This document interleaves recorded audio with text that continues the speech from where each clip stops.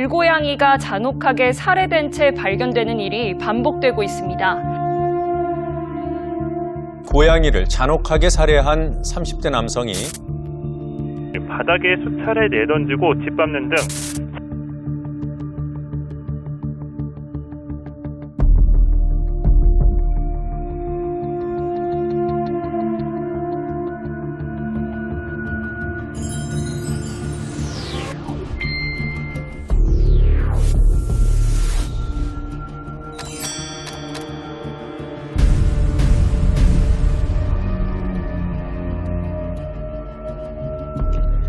지금은 고양이가 표적이 되었지만 언젠가는 나와 내 가족이 표적이 될 가능성이 높은 사건이 동물 학대와 살해 사건입니다.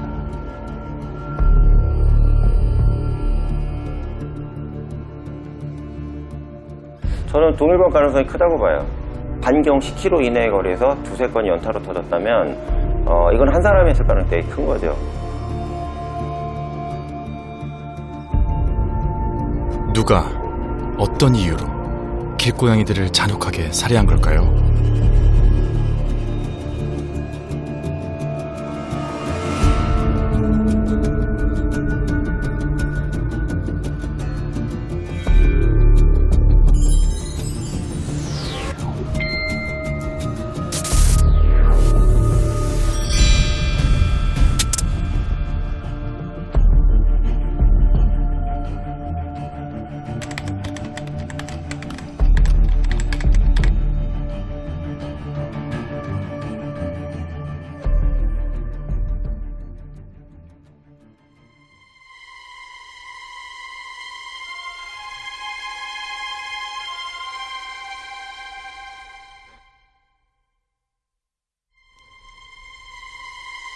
살해 사건이 발생했습니다. 사건은 은밀하고 조용하게 이뤄졌습니다.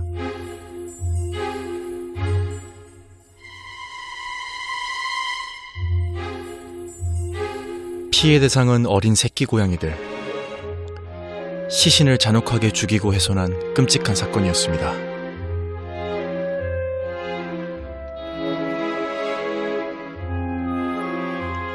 피해자는 말이 없고 목격자도 없습니다.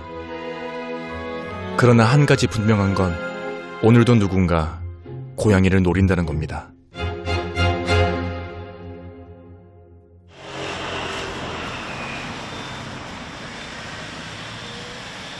동물학대 목격자를 찾는 현수막이 내걸립니다. 지난 6월 새끼 길고양이 사체가 심하게 훼손된 채 발견됐기 때문입니다. 사건이 일어난 건 골목길 안 주차장, 길고양이 급식소가 있는 곳입니다. 많이 먹어도 2개월에서 3개월령으로 추정됩니다.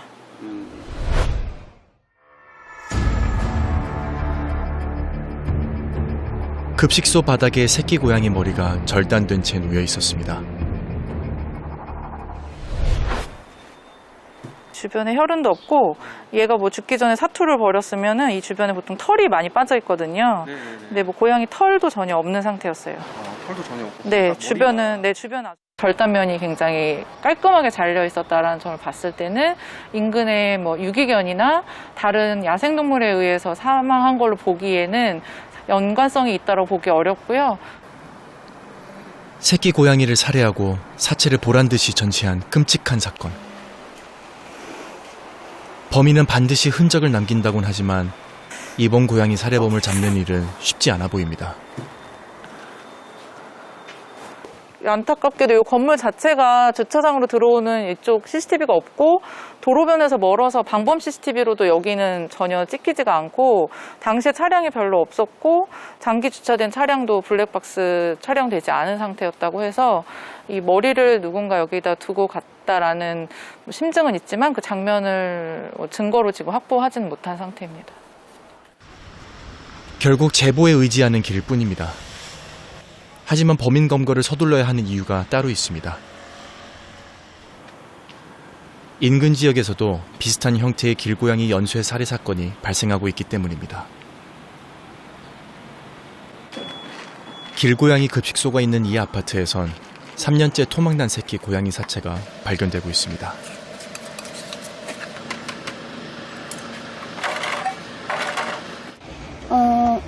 목이 잘리고 아니면 뭐 내장이 파여 있고 아니면 두 가지가 다 그러니까 신체가 훼손되어 있거나 절단되어 있거나 이런 식으로 그런 새끼 고양이들이 한 4마리 정도 있었어요. 보고도 믿기지 않을 만큼 처참하게 살해된 새끼 고양이들. 힘없고 연약한 새끼들을 대상으로 한 비열한 범죄에 분노할 수밖에 없습니다. 너무 화가 났고요. 일단 고양이 싫어할 수는 있지만 그렇게 새끼 고양이한테 끔찍한 짓을 저지를 만큼 아무리 싫어해도 그러진 않잖아요, 모두가. 네. 근데 그렇게까지 해놓은 거, 그 다음에 그거 꼬리를 보란 듯이 이 밥자리에 갖다 놓은 거. 네. 사체 일부를 급식소에 가져다 놓은 범인. 캣맘을 겨냥한 혐오 범죄와도 연관이 있는 듯했습니다. 그런 것들이 다 경고하는 것처럼도 들리고. 사건이 3년째 이어지고 있지만 CCTV가 없는 이곳 역시 범인 검거는 오리무중. 주민들의 공포심도 커져만 가고 있습니다.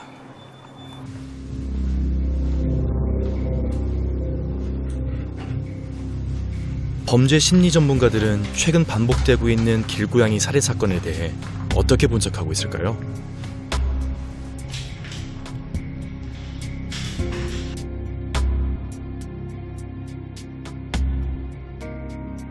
어떤 삶의 존엄성이나 이런 의미를 갖고 있는 것들을 파괴하는 행위를 통해서 자기 자존감을 회복하는 이런 이상 심리에 기인하는 경우가 많기 때문에 굉장히 심각하게 받아들여야 될 그런 부분이다 이렇게 생각을 합니다.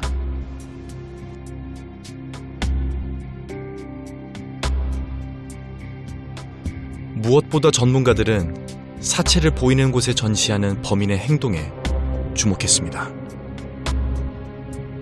급식소 앞에 고양이에게 밥 주지 마라, 고양이에 대한 적개심을 표출하는 현재 상태에서는 아마 고양이한테만 지향될 거예요, 이 사람이.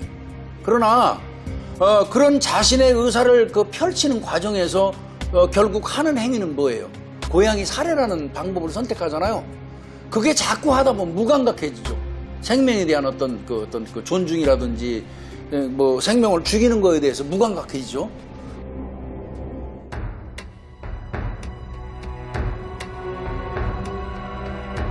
범인은 분명 고양이 살해를 통해 메시지를 보내고 있는 듯했습니다.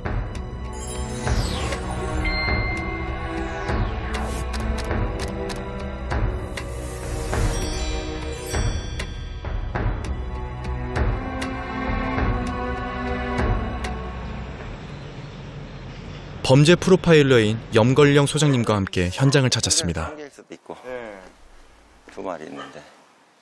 장소적 특징이나 범행 수법에서 범인의 단서를 찾을 수 있지는 않을까 궁금했습니다.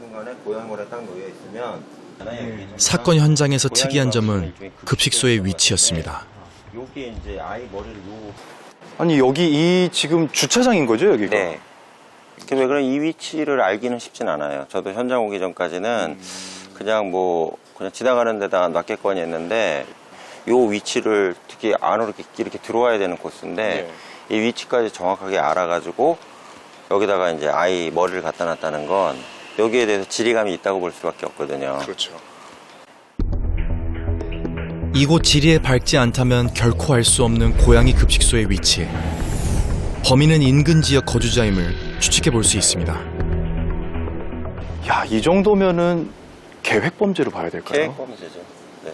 일단 웬만하면 찍혀요. 절도 사건 같은 경우도 그러니까 집털이 같은 경우 있잖아요. 네. 그러니까 블랙박스에 찍히든 방범용 CCTV에 찍히든 전혀 안 나왔다는 거는 그 위치를 다 사전에 파악을 하고 온 거라고 봐야 되거든요. 그래서 범인이 검거되지 않은 상황에서 고양이 살해는 또 다시 일어날 수 있는데요. 문제는 이런 사건이 마포구에서만 열흘 간격으로 수차례 발생했다는 것입니다.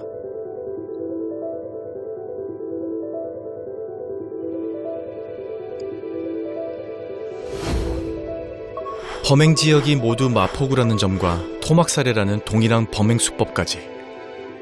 과연 범인은 한 사람인 걸까요?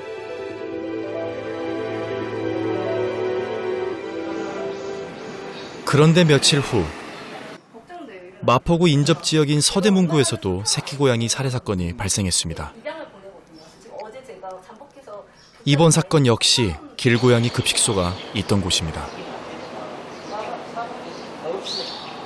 골목 끝이 제가 밥 주는 곳이고 해서 이쪽으로 갔거든요. 그래서 근데 가다가 보니까 바닥에 뭔가 까만색 무채가 이렇게 있더라고요. 처음에 검은색 비닐봉지인 줄 알았어요. 제가 이제 가끔씩 밥을 챙겨주던 아이였거든요. 그리고 전날에도 와서 밥을 잘 먹고 갔고, 근데 그 아이가 너무 끔찍한 몰골로 죽어 있더라고요. 바닥에 널브러져서요. 그래서 어미와 함께 밥을 먹으러 왔던 아이였습니다. 다리가 남아 있는데 이게 핏자국이거든요. 근데 아직 잘 핏자국. 네. 발견 당시 새끼 고양이는 끔찍한 몰골이었습니다. 그리고 죽어 있었을 때 두 눈이 다 튀어나와 있는 상태였고 얼굴 한쪽이 심하게 부셔져 있었고요. 강한 둔기에 맞은 듯 으깨진 머리. 혹시 로드킬은 아니었을까요? 그러니까 여기는 차가 다니는 게 아니고 차가 멈추는 곳이거든요. 그래서 여기는 로드킬이 일어나기 힘든 곳이라고 다들 얘기는 하세요. 이것이 만약 계획된 범죄라면 안전을 위협받는 건 고양이뿐만이 아닙니다. 저뿐만 아니고 여기 사는 주민들이 많이 불안해하는 게 사실이에요. 사람한테도 해코지 충분히 할 수 있겠다라는 생각을 하거든요, 저희는. 네. 특히 길고양이를 돌보는 이들은 신변의 위협을 느낍니다. 일단 밥 줄 때 항상 긴장해야 되는 것도 있고, 무심코 지나가는 사람들 중에 사이코가 있을지도 모른다는 그런 불안감 있잖아요. 고양이한테 해코지 할 수 있는 사람이 있을지도 모른다는 그런 불안감이 항상 있는 것 같아요. 그래서 네. 전체 배경 다 안 보이게, 그러니까 네. 일부분 이렇게 조금씩 맞아요. 어딘지 네. 알아볼 수 없게. 네, 맞아요. 장소를 특정하면 안 돼요, 반드시. 왜냐하면 특정하면은 잘못되더라고요. 잘못된 경우 너무 많아갖고 사실 얼굴에 난 동물 학대범 뭐 이렇게 써놓고 다닌 건 아니잖아요. 그러니까 정말 누가 어떻게 하는지 모른다는 게 제일 무서운 것 같고. 언제든 범죄의 대상이 될 수 있다는 공포감. 고양이를 살해한 학대범은 과연 누구일까요?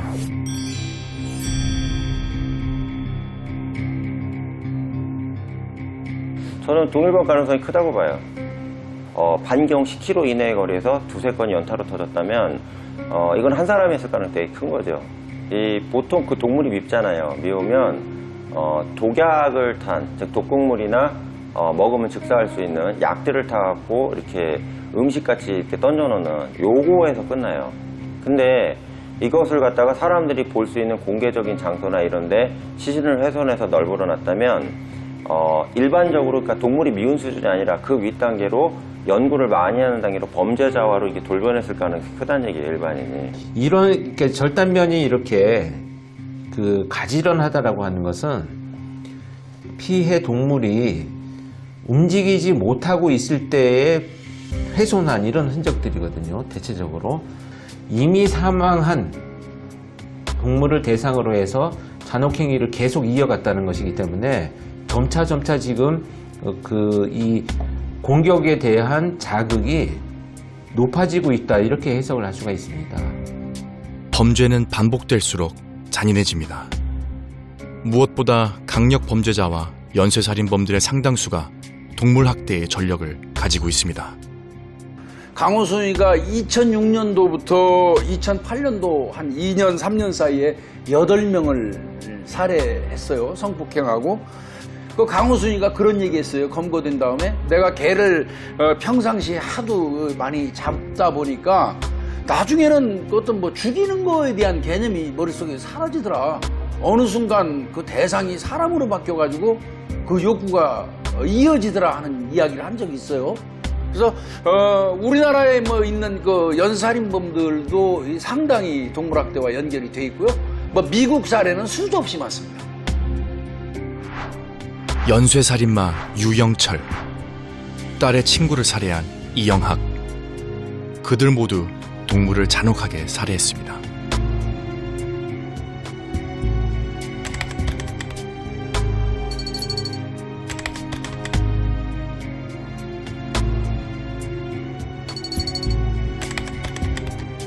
고양이 살해는 결국 인간 범죄로 전이될 수 있습니다.